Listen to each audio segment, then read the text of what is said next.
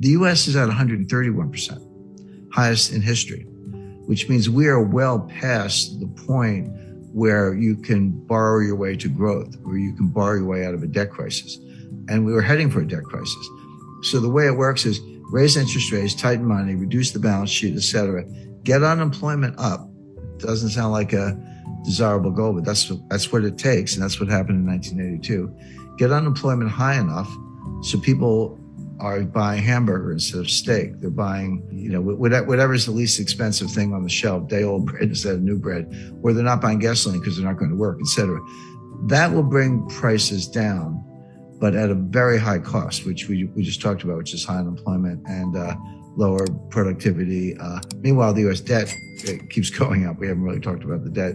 That part of it looks like 1981. But if you throw in a global financial crisis, then it starts to look more like 2008. Yeah, well, that's like a glacier. Glaciers are extremely powerful, but they move extremely slowly. Some exceptions, but they kind of like, an inch a year, a couple inches a year, but they move mountains. I mean, they create rivers, they create canyons, they move mountains. They're extremely powerful, but slow. That's a good metaphor for the impact of debt. And when I talk about debt, in particular with the United States, but you can apply this to any country, I focus on the debt to GDP ratio, because you can't really talk about debt in isolation without thinking about the capacity to pay the debt. In a simple example, if you have a $50,000 balance on your credit card and you're making $30,000 a year and trying to pay rent in New York, et cetera, good luck. You're probably going to go bankrupt or at least default on that card. But if you owe $50,000 on your credit card, but you're making $5 million a year, it's, you just write a check. It's no big deal. My point is, you can't look at a $50,000 debt and decide if it's a problem or not unless you compare it to the income. And if it's too low, it's a problem. And if the income's high, not a problem.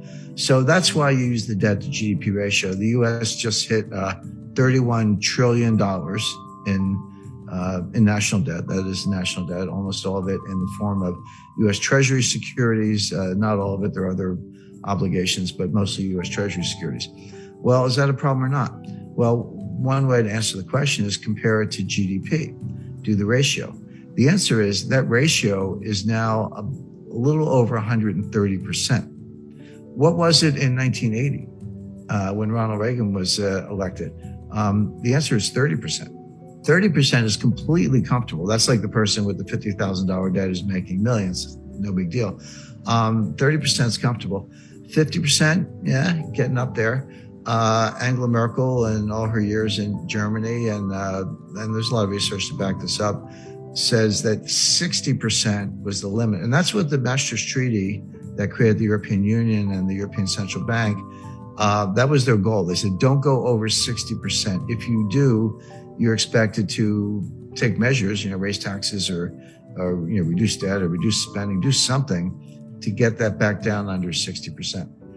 If you say, what's the critical threshold where, water turns to steam, or, water turns to ice, or something changes in such a way that it's not the same. It's radically different, but it happens very quickly. The best research says the answer is 90%. And this comes out of, Ken Rogoff at Harvard, also Carmen Reinhart, who's now the chief economist at the World Bank. But they've looked at hundreds of cases over hundreds of years. And I like that because it's not just, kind of cherry picking data. Developed economies, developing economies, economies that issue debt in their own currencies, ones that issue debt in other currencies, principally US dollars, et cetera. So, a wide variety of case studies. And they show that when your debt to GDP ratio goes over 90%, your multiplier of additional debt goes below 1. So just to put that in context, at 30%, if I borrow $1 and spend $1, I might get $1.30 of growth. Assuming you spend it wisely, that's a big condition. But you borrow $1 and spend $1 and get $1.30 of growth. Okay, the debt was productive if you put it to good use. But that $1.30 gets smaller and smaller. As you get closer to 90%, it goes to $1.20, $1.10, $1.05. Past 90%, roughly, You borrow a dollar and you spend a dollar and you only get 95 cents of growth. You don't get your dollar back in terms of GDP. And then 90% and 85%, et cetera. So 90% is the critical threshold. The US is at 131%, highest in history, which means we are well past the point where you can borrow your way to growth or you can borrow your way out of a debt crisis. And we were heading for a debt crisis. Now, Stephanie Kelton, she's the big brain of modern monetary theory. She's a professor at State University of New York. She says it doesn't matter. That they always point to Japan. Japan is at 280%, way past any member of the peer group.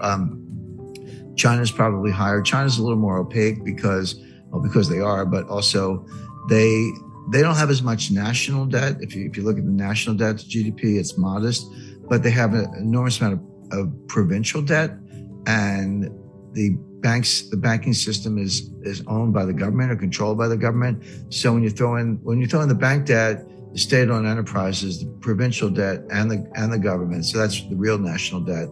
Stephanie Kelton says it doesn't matter because you're borrowing in your own currency. So if you're Argentinian and you borrow in dollars and you print pesos, how are you going to pay the dollars back unless you have, huge trade surpluses, which they don't. So they just default. Argentina is a serial defaulter and everyone expects that.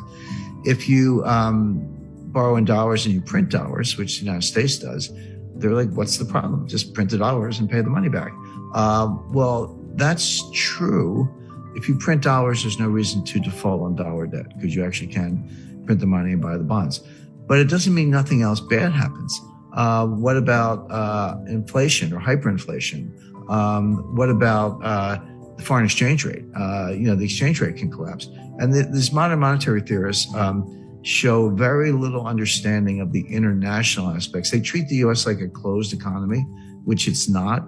I mean, if it were a closed economy and we didn't have to worry about trade deficits, trade surpluses, capital flows, exchange rates, foreign credit, China owning $1 trillion of U.S. Treasury securities, which they do. If you didn't have to worry about any of that, I think they'd probably still be wrong, but they'd have a better case. But you do. And they're just not very knowledgeable about any of those things. But you can think of exchange rates as a conveyor belt. Exchange rates are one way the problems go from one country to another, or good things can go from one country to another, depending on whether your exchange rate is going up or down, the impact on terms of trade, et cetera. But they completely ignore all that. They also ignore the role of commercial banks. They just look at the Treasury and the Fed and look at money supply, but like kind of M0, but don't understand how commercial banks create M1 and they do their own thing. They're not on as short a leash as they seem to think. But if you read Stephanie Kelton's book, The Deficit Myth, she says, well, we don't really need a bond market, U.S. bond market. We only have a bond market as a favor to investors because it gives them a place to put their money. But why have, you have government spending, so the Treasury borrows money by issuing bonds, and then the Fed monetizes the bonds by buying the bonds, and that gives the Treasury the money to pay the bills, et cetera. She says, do away with all that. Just give the Fed, wire instructions for Lockheed. And if you need 5 F-35 fighter jets, order them and just send the money right to Lockheed. Why do you need a bond market? I mean, she actually says that. So, okay, legally, that might be possible, but to suggest that you can do that without consequences is nonsense. And then you say, what about inflation? Their view is as long as there's excess capacity and unmet needs, et cetera, you're not going to have inflation because there's a lot of slack in the economy. That's a legitimate debate. But they say when inflation happens, raise taxes. And by the way, they also say you don't need a tax system because if you can just print the money, why do you have to collect taxes? And their answer is, we collect taxes to redistribute income. Okay, well, at least they're honest. I mean, that's kind of a socialist model, but they're honest about it. But it's important to bear in mind that Stephanie was the principal economic advisor to Bernie Sanders in 2016 and 2020. And Bernie Sanders today is the chairman of the Senate Budget Committee, controls the purse strings. So coming out of Congress, and Biden's kind of a cipher. He's barely aware of his own existence. So Sanders is in a powerful position, and she's she's the Bernie whisperer, so to speak, who's behind all this. So if you ask the typical member of Congress, can you define modern monetary theory? They'll look at you funny. They've either never heard of it or they certainly don't know what it means, MMT, But they're acting in accordance with modern monetary theory. Whether they know it or not doesn't matter. The actual behavior of the Congress, and again, just go back to COVID 2020, because we talked about the debt-to-GDP ratio. So in around May or June 2020, Trump put through a $2 trillion COVID relief package, and that was when the Paycheck Protection Plan, that was $800 billion, and everyone got the $1,200 check, et cetera, et cetera. And then at the end of December, at the very end of the Trump administration, they did another $1 trillion, almost. And that's when everyone got the $600 checks. And now you're up to $1,800. By the way, those checks, that is helicopter money. That's, what the Fed does is kind of nonsense. But when it's fiscal policy, not monetary policy, and you're handing out checks, that is helicopter money. And credit to Larry Summers for saying, you're going to get inflation out of this. Well, Biden comes into office in January 2021, and he's like, not to be outdone, he did his own COVID relief package.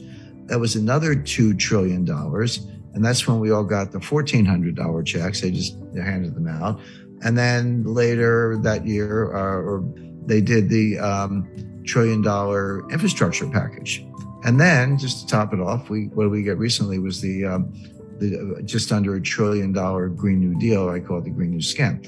Well, and the baseline budget deficit, before everything I just described, the baseline budget deficit was about $1 trillion a year. So take $1 trillion for 2020, 2021, and 2022, add on, $2 trillion for Trump's first package, $1 trillion for his second one, $2 trillion for Biden's first package, $1 trillion for the Green New Scam, and I think $1 trillion for infrastructure. That's $7 trillion on top of the $2 trillion baseline budget deficit. So that's $9 trillion piled on top of what was at the time about a $21 trillion national debt. So that's how we got to 30 trillion. That's how the ratio went from 106 to 131. These numbers are mind-boggling, and MMT says it doesn't matter. But it does matter, and it shows up the way I described earlier, which is it slows growth. You don't get growth. So best case for the U.S. is very slow, weak growth, which we saw from 2009 to 2019. Worst case is you throw a recession on top of that, which we're heading for, and the U.S. will be in